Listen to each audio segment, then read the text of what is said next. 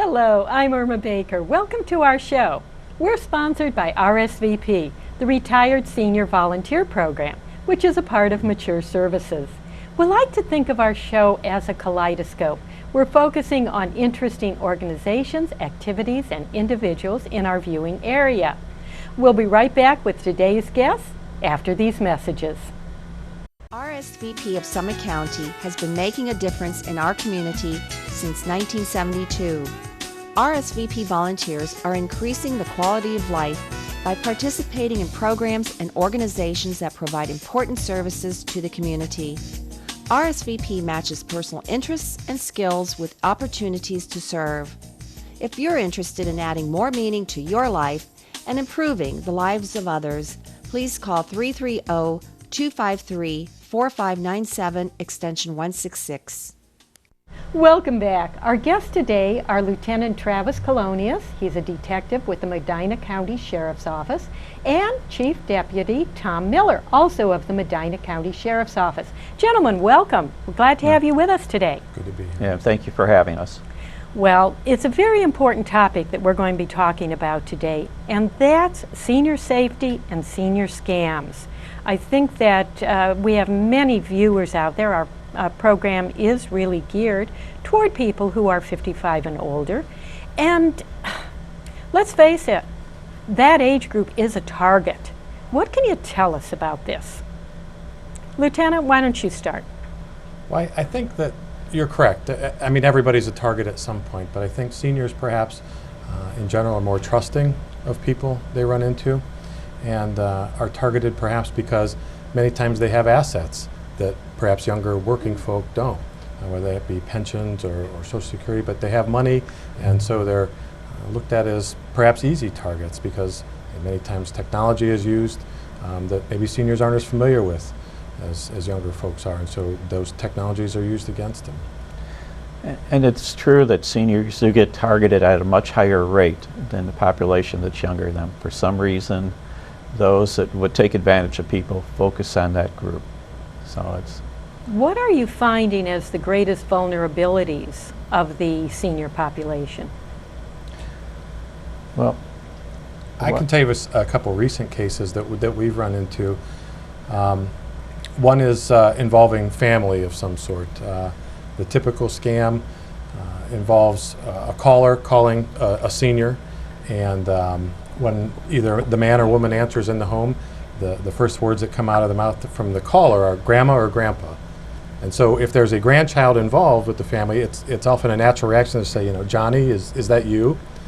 And that's kind of when the scam begins because now they have a name. So the caller will say, well, this is Sergeant so-and-so from the ABC Police Department, and you know, Johnny's in a little bit of trouble, and this is the phone call he gets to make from jail, and you need to post his bond, and this is how you go about it. That's almost always a scam. Now, I had a resident of Granger Township call me recently who was exposed to that scam, and he just thought it sounded not quite right. So he did something that I hadn't thought of, but I found very ingenious. He said, well, why don't you ask Johnny what his aunt's dog's name is, and then I'll worry about sending the money. And so there was kind of a silence at the other end of the phone, and then it went. They hung up. So it was very clear that it was a scam, but really simple things like that to ask somebody those questions that only maybe your grandson would know, to expose that scam for what it was. Very, very clever. Something I'd never thought about, but I've suggested to other people since I heard it. So that's certainly a question that someone who's scamming you wouldn't know. Absolutely. That's a great thing. It's almost good to have something like that on hand. Mm-hmm. How frequently do you hear about this? How involved are you in investigating these scams? Weekly.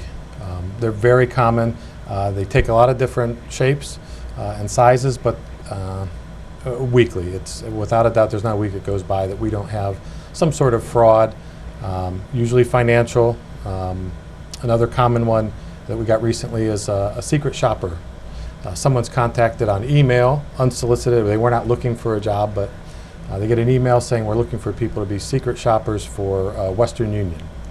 They respond to the email, and they get soon United States Postal Service money orders in the mail, with instructions to convert those to cash. So take them to your bank, cash them, and take the cash, go to Western Union, and Western Union the money to a location somewhere across the country.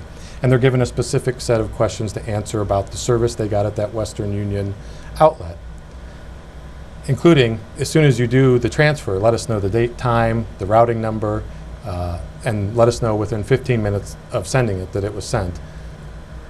The scam is the Postal Service money orders are counterfeit. So you take them to their bank and you pass them, you get real money, which you've now wired to a suspect across the country, and you're out the money. And these counterfeit postal money orders are so good that the banks can't recognize that they're counterfeit? They're very good. In fact, the ones we had remaining from that scam that we got, we sent to the Postal Service, and apparently it's a very common scam nationwide. The Postal Service, I know, is looking at it, but we've sent them the evidence in that particular case, those counterfeit money orders. Well, I have to say that's one I haven't heard about. Brand new to me. Tom, do you want to add something there? Yes, a lot of the scams that do occur to seniors involve them sharing of information, such as their account number or sending money to charities, and that's one that's Oh, let's talk about that, because we get so many calls. I'm from this charity, I'm from that charity. Will you give $25? Will you give $15? Talk a little bit about this. Is there any way to tell whether it's real or a scam? Chances are, if they're asking you to send money to Africa, and I hate to say that, it's a scam. What happened recently, the Plain Dealer has a column called It's Your Money, and it shows up on Saturday morning. The lead question was from an 87-year-old man who now had gone into credit card debt of $52,000, had already emptied his savings account, and now was in danger of having to make a decision. Do I pay my credit cards to keep my credit card rating going, or do I make my, he still had a house payment, and he had medication bills, and he had food. What do I do? And that was the question he asked of this columnist. What happens to some people is what the gentleman could have done is, first of all, not send the money. And she explained, you know, usually if it's that type of stuff, don't do it, and certainly don't put yourself to where you're jeopardizing your own living by living well by providing that kind of money to charity. But the other thing that happened is that he was ashamed to involve his family in it, and I can appreciate that. I had my mother-in-law lived with us for 6 weeks, and with my wife there while she was rehabbing her knee, and they found all sorts of things to talk rough about to each other that I could see that she wasn't going to move in long term. But that's part of it, is there's the shame that's involved with that, and his daughter could have helped him with it, and the reporter certainly explained, you have to take care of your medication first, you have to take care of this. And he was actually almost involved in another scam while trying to get out of the credit card debt, and that was interesting too, because he went to a company that helps you get out of credit card debt. And the advice was, don't do that. There are not-for-profits that will help you, the bank will help you, you can negotiate that yourself. They're going to take a percentage of that money from you and put you further in debt, or not help you get paid as well. What happens is we're trusting people, and as we get older, a lot do have more disposable income and want to help more people in different ways. And so that kindness that they have is being taken advantage of in those type of scams. Well, sometimes they sound so real that you don't know the real from the unreal. I'm thinking of things, anytime you hear heart, cancer, diabetes, Alzheimer's, firefighters, police. Yeah. You get these calls. I won't give any information over the telephone when I get those type of calls. I ask them to send me a pamphlet to my address, and I'll review it at my leisure rather than having that high pressure. That's just another high pressure sales tactic, which there's legitimate high pressure sales tactics. This one is a high pressure scam tactic. Now, yes, the American Heart Association calls, yes, cancer calls, but still have them send you the information. and make your decision that way. There's a lot of, I personally will not do it and will not take telephone solicitations for any type of funds. I just will not take them. So I will you- ask them to provide me information, and I'll make my own decision when I have time to review it. So you ask them to mail the information Yeah. to you, and then when you get the information... Usually I what- don't get it. Oh, Usually really? it doesn't get mailed. Then- Oh, that's very interesting. So if it's a scam, they're not as likely to actually send the information. Correct. But suppose you do get the information and it sounds real, but you're not quite sure. What should you do? You can still check. There's two things. You can still check with local law enforcement. You can check with the Better Business Bureau. And the other thing that we do is what you can do is trust your own gut instincts.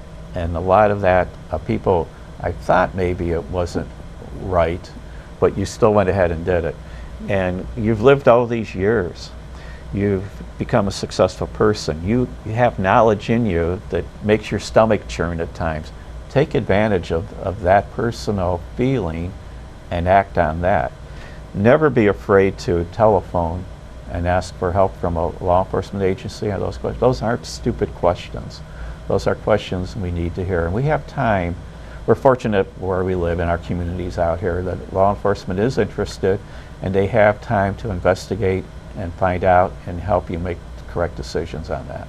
Because if you don't share the information, we don't know. A typical summer scam, and I think this happened in the county this year, Lieutenant, was, hi, I have a little bit of material left. You know, I could finish your driveway here, and I can give you a discount rate because it's already paid for. And then you give them the money, and they're just putting a coat of oil on your driveway. That happens every year from trusting souls. So again, if something's too good to be true, well, I'm going to get my driveway done at a super discount because this guy has extra stuff. Unlikely. So that's the other thing. If something's too good to be true, it is. There's no legitimate company that you've won a lottery and they need your social security number or they need your credit card number. That's not how that works. You do not have to pay taxes first and then they'll send you the money. That's absolutely a sign of a scam. You just have to be careful with that stuff. Well, it sounds like there is a lot that you have to think about whenever you get these calls. And of course, the thing is that when those calls come in, you're taken by surprise. Yes. You really don't think about what you're saying or what they're asking because, like you said, we're trusting people. So the idea is don't be so trusting. Right. Lieutenant, I wanted to ask you, I would imagine that you have been in the position of investigating a number of scams that are holiday centered. And we have holidays all throughout the year. But are there scams that really take advantage of the holidays?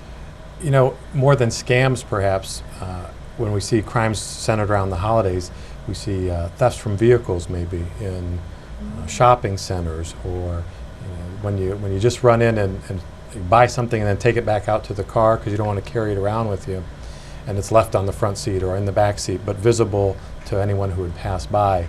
Sometimes we see thefts from vehicles that result in just targets of opportunity for a criminal. It's there, it's available. I just saw the person walk out, put it in their car, and I know they're back in the mall right now.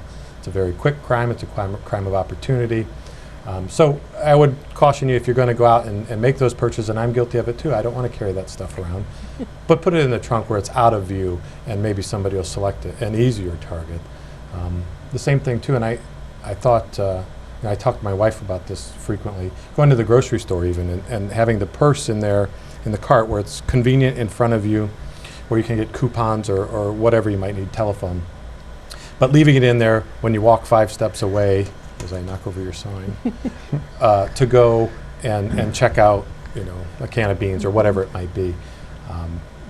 Don't do that. Anytime that's out of your sight, it's in jeopardy of having something removed from it or the whole thing being removed going outside.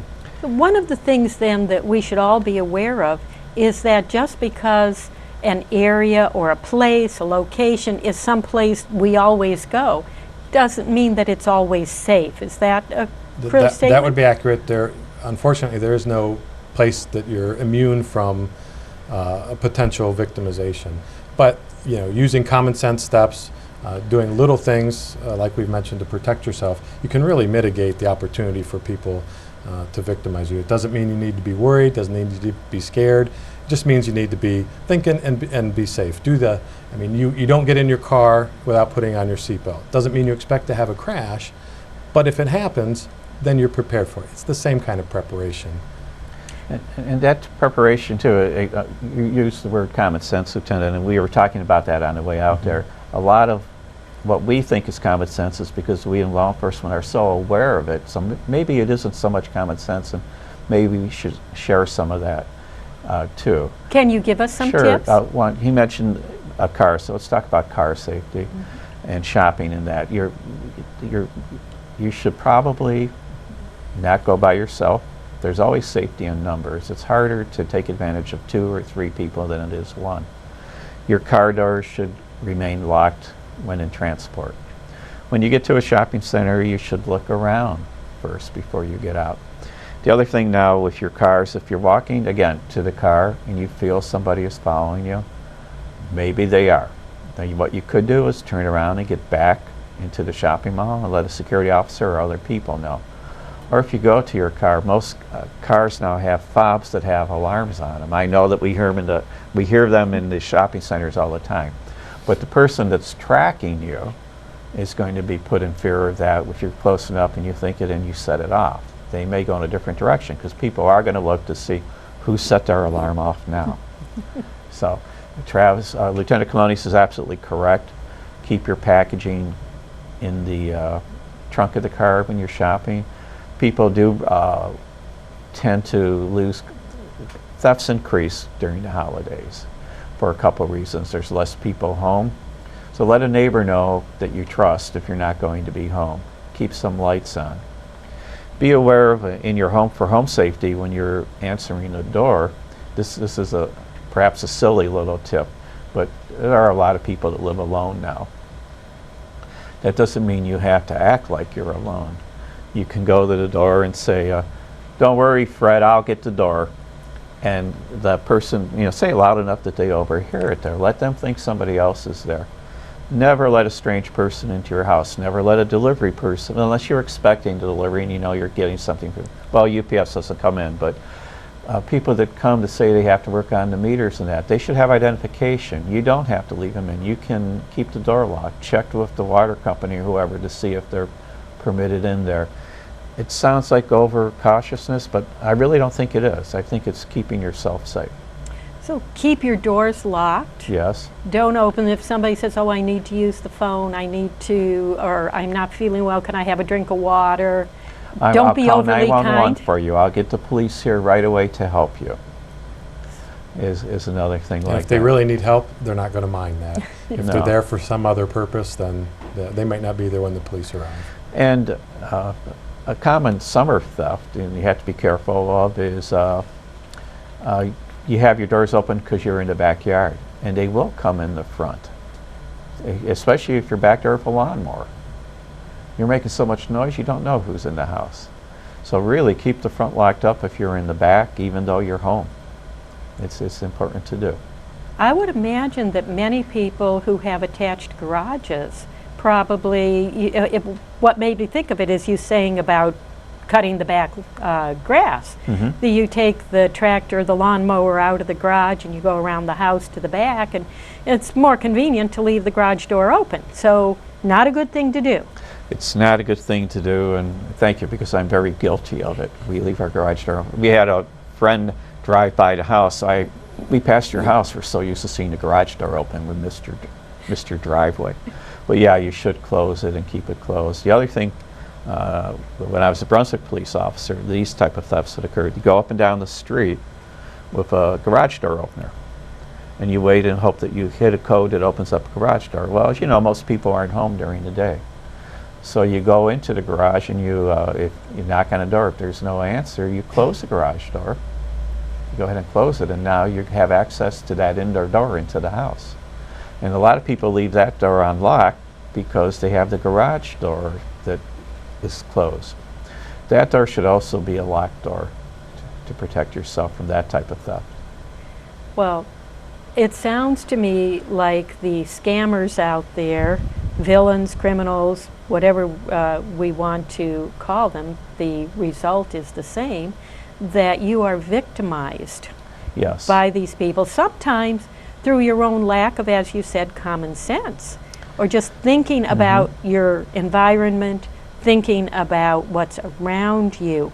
What should people do if they are victimized? Should absolutely call the police department where they live so they can get involved. Depending on what the victimization is, if it's a common crime, and that, by common crime I mean a type of crime that local law enforcement can help with. Sometimes it's ID theft, and that becomes more complicated now. You still need to make a local police report, but the Ohio Attorney General's office now has started an ID fraud unit that will help people with trying to get their identity back and that. And Lieutenant, you want to speak a little bit about just how difficult that is? I know that.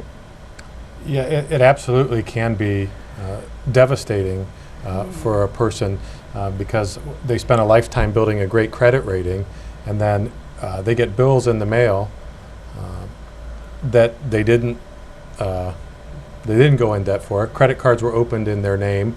Now they have this huge pile of debt for which they're not responsible, but the credit card companies, and then therefore the credit reporting agencies, believe that you're John Smith. John Smith has this credit card. He owes $10,000 and it's not paid. Then that falls on the seniors. And so every time that number, whether it be a credit card or a Social Security number, is compromised, that person is victimized again and again and again. But even after they're done, after the criminals are done and they've defrauded credit card companies of the money, the victimization continues because now that person's left to rebuild their life and get their identity back, where that person did nothing wrong. That's where the Attorney General's program really kicks in helping you reclaim, this is what happened to me, but this is who I am, and they're separate. Well, how does it happen? How does it happen that somebody gets your identity? There's a practice, another scam that we call pretexting, and that just means callers or emailers will go and contact you under some pretext, whether it be there's a problem with your account, or we're not sure we credited your most recent deposit correctly. Can you verify some information for us? Can you verify that your savings account number is 123456? And you say, no, it's 24981. Okay, now they've got your credit card. Okay, well, I'm glad we caught that. Can you verify that your Social Security number is whatever it is? And no, that's not correct. Now a criminal's got your name, your account number, and your Social Security, and it's really that simple. They've got all the things they need to go out and open credit cards in your name.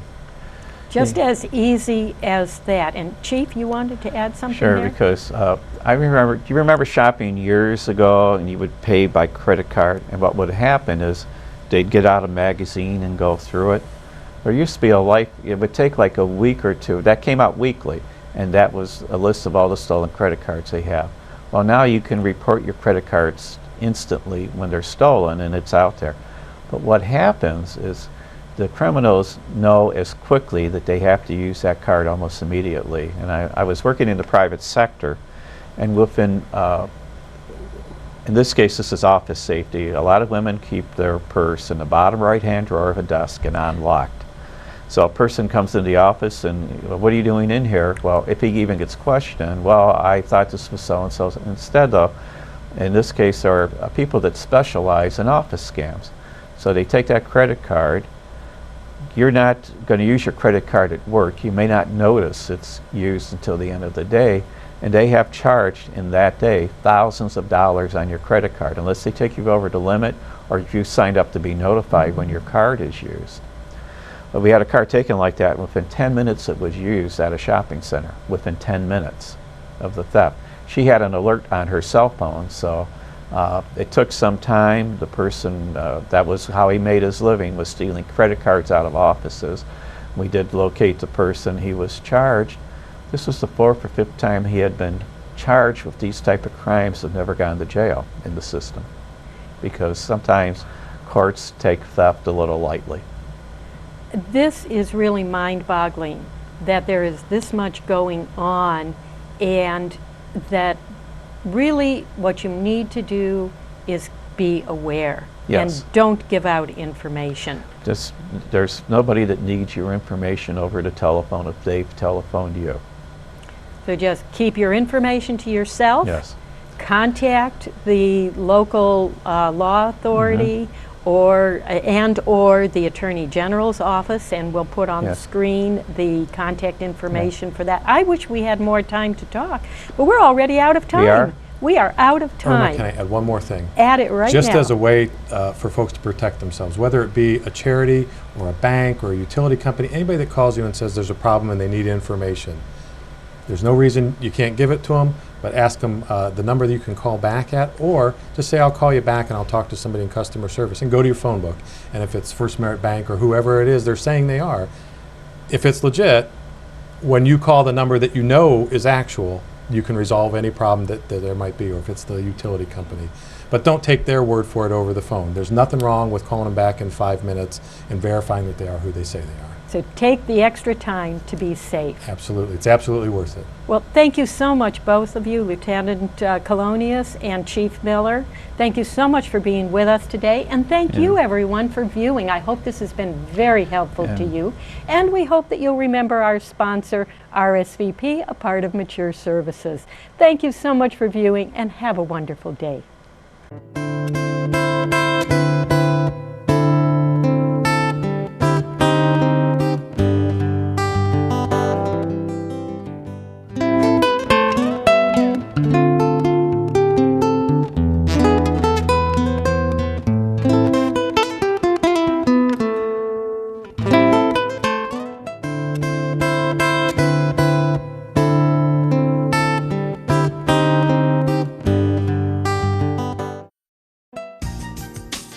Since 1971, RSVP has been matching volunteers' talents to community needs. RSVP is affiliated with the Corporation for National and Community Service, a national organization that supports service and volunteering through grant-funded projects. Volunteers organize neighborhood watch programs, tutor children, renovate homes, plant community gardens, assist victims of natural disasters, and serve their communities in many other ways. RSVP offers maximum flexibility and choice to its volunteers as it matches the personal interests and skills of Americans 55 and older with opportunities to serve their communities. If you're interested in adding more meaning to your life and improving the lives of others, please call 330-253-4597, extension 166. There's no place like home. Stay in your home with a 24-hour companion that doesn't need to be let outside, who isn't a grown adult reluctant to leave the nest, or a well-meaning neighbor who pops in every day. With Massillon Cable TV's MedAlert Personal Emergency Response System, you can stay home, have peace of mind, and your family will feel better too, knowing you have access to someone 24/7 should you need help. Keep your independence with Massillon Cable TV's MedAlert service. To learn more, call 330-833-4134. That's 833-4134. Or visit their website, MassillonCableTV.com.